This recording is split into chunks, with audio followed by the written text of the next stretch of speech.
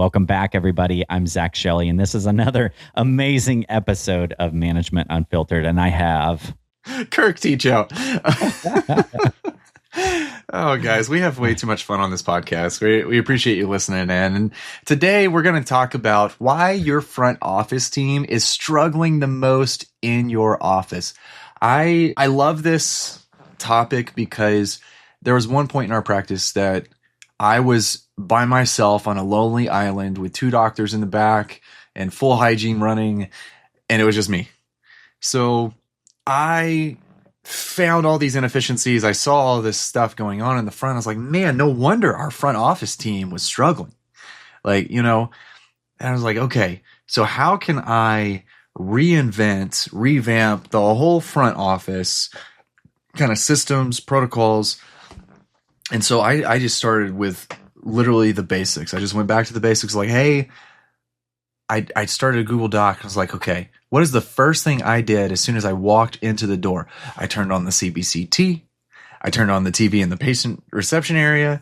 I, made sure the drink cooler was filled and it was tidy in there. And then I went to the messages, the text messages, all those things, right?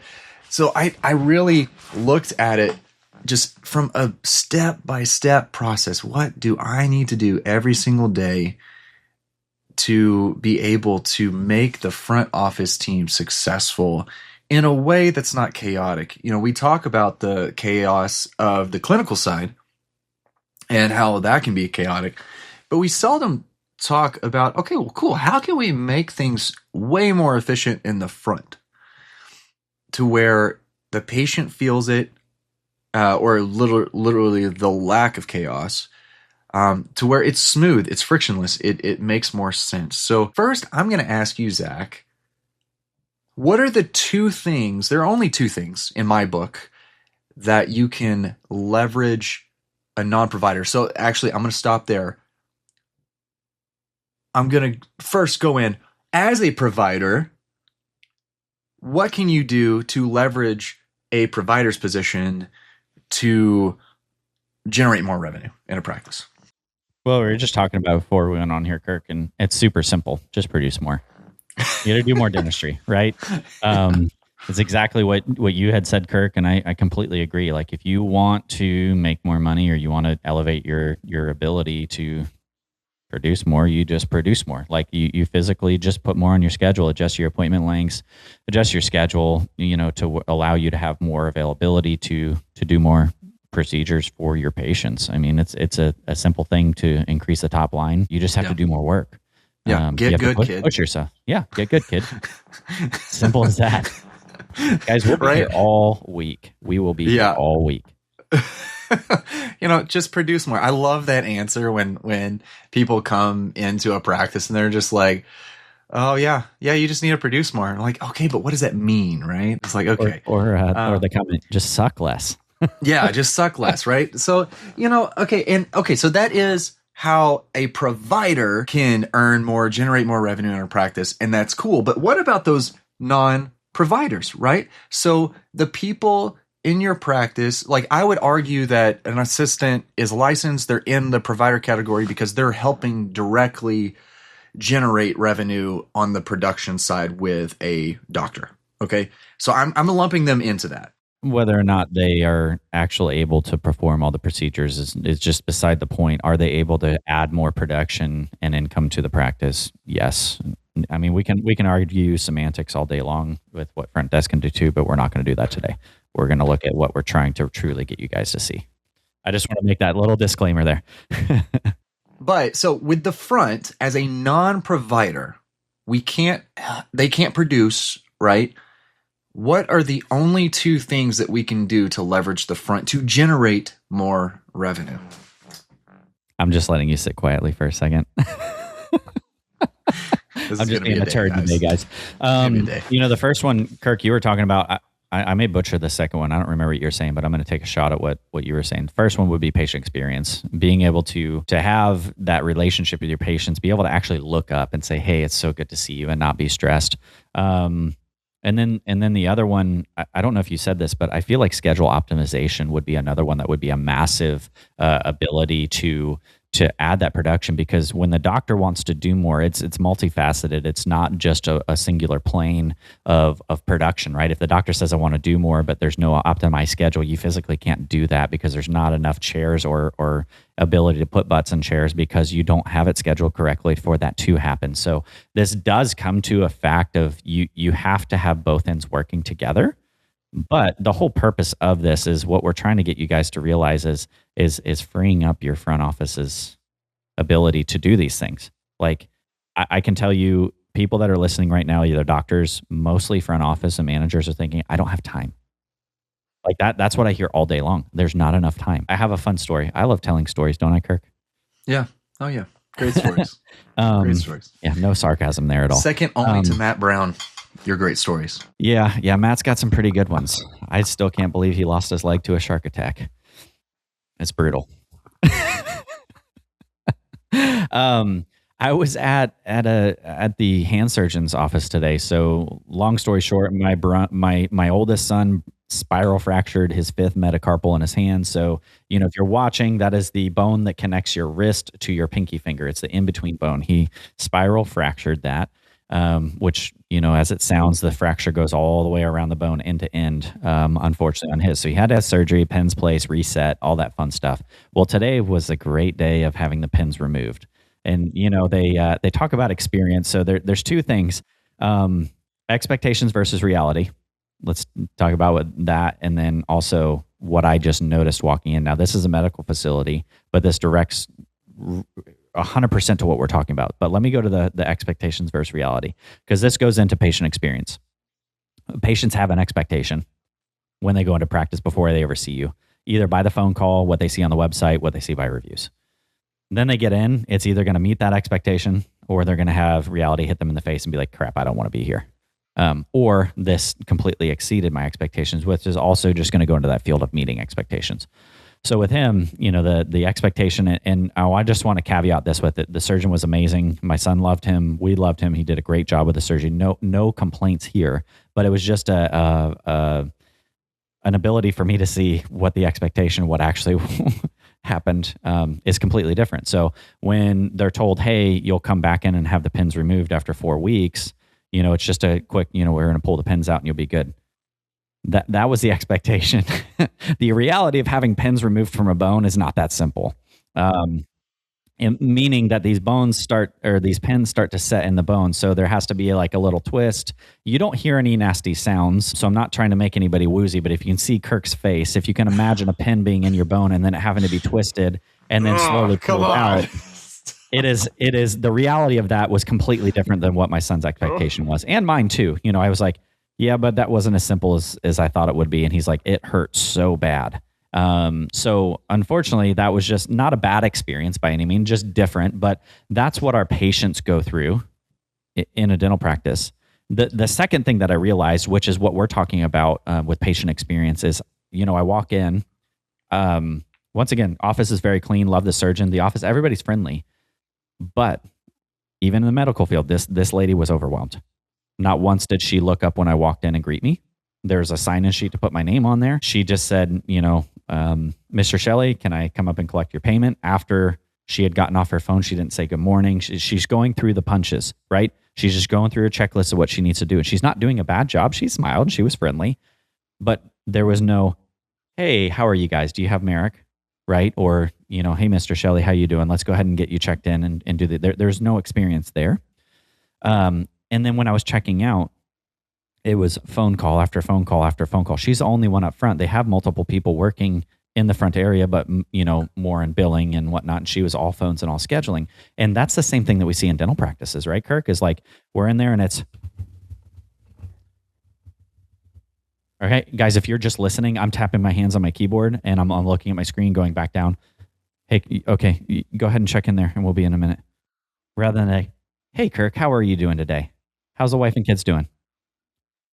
I got you checked in. Do you have any changes to your insurance today? Oh, no, you don't have any more insurance. Not a problem. Let's get you signed up for our in-house plan, right? And we start having these conversations. We're actually looking up and looking at the patient in the eyes. And I want that. That's what our goal is for you. And there's tactics that we can do in order for you to be able to do that. Because yes, you are too busy. I think we've said in other podcasts, right, Kirk, that there's too many things on the front office. Yeah, and that's what we're getting at is that just like as owners and as office managers, the goal is to buy back our time. We also need to buy back our team's time, right? So if there's ancillary things that they're doing that they shouldn't be doing, or somebody else could do it who's an expert in it, not just somebody that we got from a local restaurant that had a great personality and now is trying to fill a schedule, work on insurance, verification, look at benefits, try to help somebody when they come in, try to take payment when they go out, send it to collections if they didn't pay it after 2 years, all these things, right? It's like they have way too much on their plate. And I'm not saying like, oh yeah, or lower your standard because they're just not going to be able to do all that. I did do it. And I'm not going to toot my own horn, but kind of a rock star front office person. Okay. Toot toot. Yeah. So, it was difficult. So and I couldn't truly do the things I needed to do when I was on hold with an insurance company. Right. Preach. So, right? So it's just like, okay, so after being on hold for 3 claims, all I could do that whole day were 3 claims. So like to try to like get them paid. So all that to say this, now instead of focusing all on the patient who's coming in, the patient who's leaving, who needs to get rescheduled for a new appointment or whatever, now you have somebody who, like Zach was saying, has their head down, is in their own little world, can't, juggle. I love Waffle House. Okay. I love watching the cook at Waffle House because he is managing so many moving parts, right? And making sure he's not burning things or it's undercooked or overcooked. And it's fun to watch, but that's what you're doing with your front office. And anytime that they're doing something that you're already getting discounted on, you're losing even more money. So that's, as far as the patient experience goes, we need to buy back the time for the front office so that way they can focus on the patients who came in and that took the time out of their day to get their treatment done and to be there for you. Then the schedule obviously is another way for them to generate revenue. So not just the optimization of it, but just the time, instead of them calling an insurance company to get a claim paid or to get something verified or benefits, guess what? They could be calling somebody who needs a crown that that has an open spot in the afternoon. So you're paying somebody, $20 to $30 an hour, depending on what you're paying in the front, to then chase after a $76 claim for a filling. Or you could be paying them $20 to $30 an hour to call Miss Jane, who has unscheduled treatment, to get on the schedule for an opening instead of losing even more money. Right? So when we look at this buying back our time, we've got to look at it that way, right? That when you buy back your front office's time, even if your front office doesn't understand, like they think that you're just going to like eliminate their job altogether, believe me, there is plenty of things for them to do outside of calling insurance and verifying benefits, because that's taking up like 60 to 70% of their time. Yep. And now you're struggling. No. I'm not off this soapbox yet. Now they're struggling and you're struggling to see like, oh, I have all these openings. I have hygiene openings. I have treatment openings. Like, why aren't they doing all these things? It's because they don't have time. Yeah. They truly don't have time. So now if you can get insurance and revenue cycle management off of the front, they have now opened up, I would argue, just be conservative, 50% of their time. Yeah. Okay. Half of their time now can go to making sure spots are filled, making sure treatment gets closed properly. Because one thing you're missing there too is that when a patient comes to the front and needs to get something scheduled that's being presented in the back, they're not thinking that way. Yeah. They're thinking of that insurance company is on hold and I have it on speaker, but if that rep comes on, because I've been on hold for 45 minutes, if that rep comes on, you better believe I'm going to grab it. Yep. They're not thinking about closing that treatment and getting that patient on the schedule. So that's the reason why I argue treatment acceptance is so low. That is a massive bottleneck in the front when there's so much going on. So if we can now shift the focus to getting RCM and revenue cycle management completely off the front, then they can do the things they need to generate more revenue. Now I'm off my I haven't used that yet, and I've been wanting to use this board for so long. So, guys, we're going to start having some awesome, little things in here. But Kirk, that was we had to give you a round of applause for that one because that was good. That was awesome. Guys, this is why you listen to Management Unfiltered. A lot of people are like, oh, Unfiltered, you guys probably cuss all the time and scream at people. No, that's not at all what it is. We don't shy away from the hard subjects. We'll tell you if you're being stupid. We'll tell you things that you're missing the mark on. And that's where we go Unfiltered, is saying, hey, we're not going to shy away from what you should be doing or tell you you're doing a great job when you're not. We're just not. We're going to go against grain with what some of the industry says because it's just been lies we've been told this whole time, and that's not okay. But we want to make sure that you guys have the ability to build and grow. And like what Kirk is saying, there's been a resistance for many years in outsourcing things like your revenue cycle. One, just because customer service has been awful and not having good companies to be able to partner with. But I feel like in the last 2 years, it's become more and more demanded because we're starting to realize there's so many things on the front office's plate that you just quite frankly can't complete effectively. And patient experience is struggling. And the offices that are standing out are the ones that are outsourcing. And this is not meant to just be a pitch to a certain company because we don't do sponsorships no matter what our affiliation is. If you're curious about who we recommend, feel free to DM us after the show, and we're more than happy to say, hey, this are the people that we recommend. But the one biggest miss in dentistry is the actual cost of processing insurance. Like if we want to go through the entire revenue cycle process, like from verification to finish of claim, let's just talk on a cleaning claim. Like, dude, you're not making money. If you spend an hour just verifying insurance benefits, because you very well likely could be spending that amount of time for a single patient, and you're paying that, let's be conservative, and you're paying them $20. That just costs $20 for that verification. Are you starting to take notes, Kirk? I'm doing math. Okay. So we're at $20 on this claim. So say your cleaning's $106. Your insurance reimbursed $55 for that claim. Okay. You already have to. We're just talking about solely with insurance. Let's be generous and say $95 for that claim, Kirk. Let's be generous, right? Because some networks do have some decent reimbursement for cleanings. So let's say $95 is reimbursement. We have $75 left over after we just verified this patient's insurance, right? You got to remember the hygienists. Well. I'm getting there. Okay. I'm just saying, I'm starting from very, very beginning. This patient walks in the door and we verify the insurance. We've already spent $20 verifying this insurance.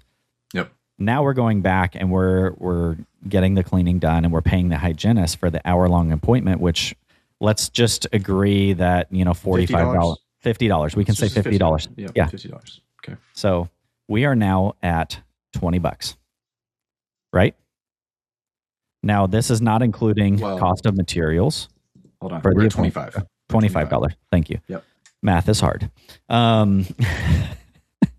Two great minds.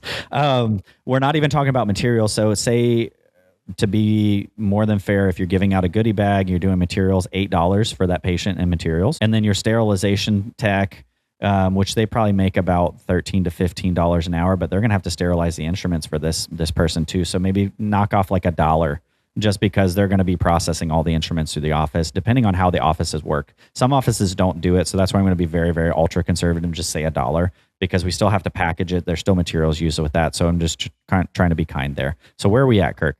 So, I mean, we're at like $15, but we could do it an easier way too, that we could just say the average profit margin for a practice is 30%, right? So when we look at that $95, you're looking at 28.5. And then that's if you're on a good, if you're good with your revenue. But you're looking at anywhere from $10 to $30. And what I'm trying to do is a little bit opposite from that, though, is for them to realize after that, now we process the claim and say the claim takes 5 or 10 minutes to process. But the point I'm trying to get to is we're at $15. let's put that 5 or 10 minutes, maybe if another $5 to $8. So let's say $8 to be fair. So you're at what? $7. What happens if that claim gets denied? Oh gosh. Not only is there was a waiting period. There was a waiting period. Yeah. Or they've already had their benefits and we didn't get a good verification. The point I'm trying to get isn't the number. The point I'm trying to get is, doctors, you don't know actually how expensive it is to process your insurance in office. Yeah. That's the point I'm trying to get across. The numbers aside, even with a crown, I looked at some practices over the last few weeks, and their average AR days were over 100 days. God. Dental practices have a systematic problem with collecting money. For whatever reason, it's easier to let the patient walk out the door with a bill than have that conversation. And you know why? It's because they're too busy. They don't have the ability to have everything in front of them, so they're not confident to have that conversation. Or they did a bad insurance verification. They're scared to tell the patient I screwed up, so now we're just going to let them walk out the door and we'll mail them a bill because that is so much better. No. So we need to relieve your time in order to be able to do your job correctly, to do it joyfully and give our patients good information. Do mistakes happen? Absolutely, all day long. But if you have a systemization where you're outsourcing your RCM, you have somebody that is spending 100% of their time processing the claim, making sure everything that is needed to get this process correctly is sent out the first time, because every time insurance has 30 days the first time you process a claim. Most insurances have 60 days to respond after it's denied the first time. So if you don't get it right the first time, that money is now 90 days old before you're actually going to get paid by insurance if they stick to their standards. Now, sometimes you might get lucky and it gets paid in 45 or 50, but your money is old and it's taking a long time to get collected. And that's the point of being on the forefront of allowing somebody to come in and do it well. The problem is there's been a lot of remote companies in the past that don't do a good job, or there's a bunch of little ones that just take on a few clients and they're not as experienced as they should be. And then we end up in the problem where, hey, I have an issue with my AR even though I outsourced it. So you do have to be selective and vet the people that are using very, very high-end professionals to handle your RCM. But the thing is you don't have enough time in the day in order to do your insurance verification and processing correctly and give your patient a great experience and have the schedule where you need it to be. Like something has to give.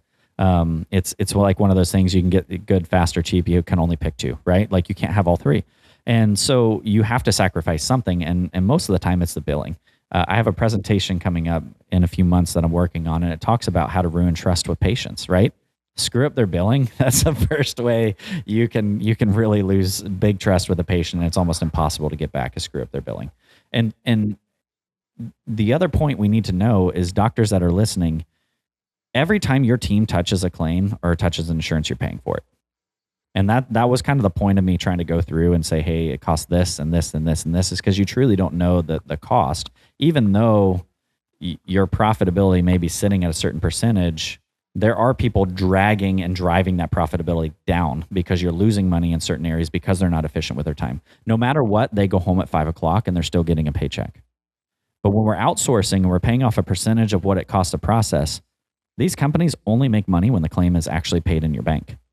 So if we're reworking at an aisle, you're not paying for it. But then also, to add another layer to that, you got to remember, anytime you have somebody in your office, now you have potential for complex culture fit, personality fit, drama, managing another team member in general, family life, personal life, like all sorts of stuff, right? And again, to add on an extra layer we've already touched on, the people you've hired are not experts in what we're talking about. So can you imagine, even if it costs you the same as one person in your practice that you don't need to actually manage, it's worth it because now you have a team of 3 to 5 to 10, however many people that are experts in that field to actually work on the claims, to work on the verification, to work on making sure the insurances are actually doing what they say they're supposed to be doing. So if you can now, again, so just imagine this, right? So you have your front. They are now 50% of their time is relieved. Let's just say we add back in 10%, okay? Because they still have to do some, right? They still have to be able to upload the EOBs to these companies. They still have to scan them in, whatever, and keep track a little bit of it. So that way, we know the company's actually doing what they're supposed to, right? But even then, they have now 40% of their time back to be able to fill your schedule, which increases the scheduling, which increases the patient experience, because now we can actually get people in for their treatment. That the patient experience is saved because now we can look up, have the time to be able to juggle all these things.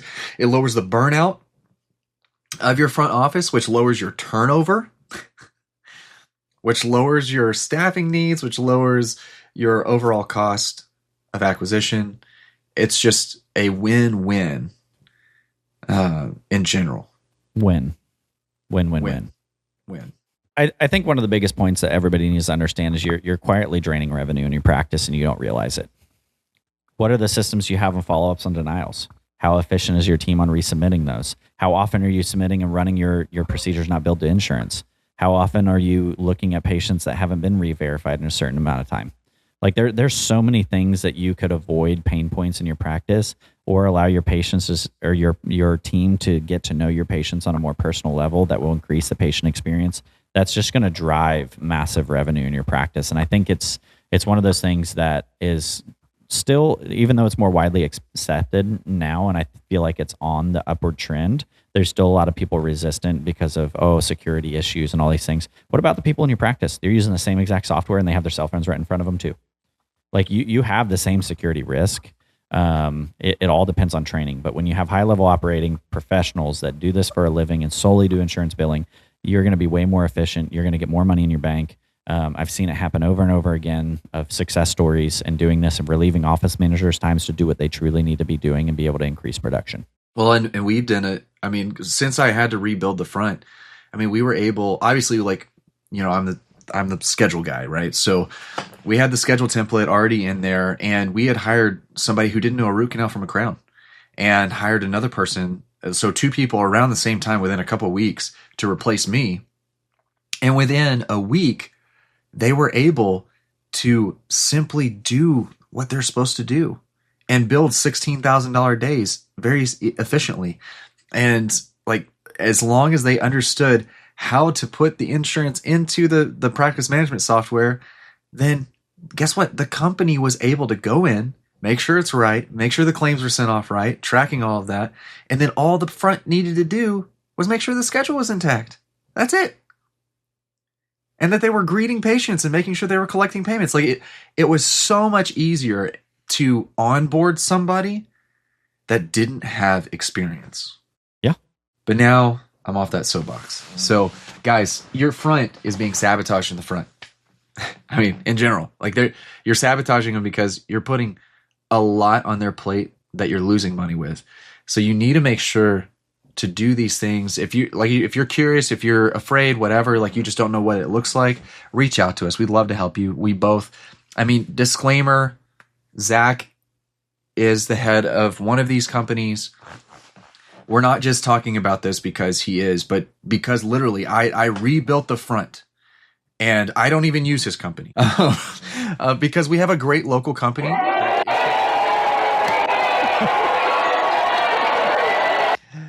But a lot of my clients do, and they have great results. And a lot of my clients use other companies that are really great as well. So either way, the first thing that you need to do to get off or get more time back in your front and buy back their time is get RCM off of their plate. So that way they can focus on the 2 things that you can only leverage with their position. Zach, What other comments, questions, whatever do you have? Just so secondary part of this, don't be afraid to ask questions. Don't be afraid to do a demo of any of these companies. I'm going to give you more than one suggestion because I want you guys to get clear ability to see what truly is important, which is freeing up your team's time. It doesn't hurt just to find out information, right? And just ask those right questions. So don't be afraid to ask the questions. And then also don't be afraid to comment, share, and give us a like here. Go on YouTube. Make a comment on Kirk's muscles because he's always working out on Facebook. He's entering a bodybuilding competition. You should ask him about that. It's going to be quite impressive at Kirk Teachout on Instagram. if you're at Midwinter, come see us. This will probably come out after Midwinter, so I'm sorry, but come see me anyway. But no, hey, reach out to us. We'd love to see you at some of these conferences we're going to be at. We'll be at ADOM, both of us. We'll probably, I think you're going to be at Hinman, right? So there will be several conferences that we'll both be at. We say we're going to do a podcast live. We haven't done it yet, so we really need to do that, and maybe get some people on as well. So, but Zach, thanks again, guys. It's been another great episode. We appreciate you as usual. Another great episode of Management Unfiltered. This is Kirk Teachout and Zach Shelley signing off. See you guys. Come on, give me some.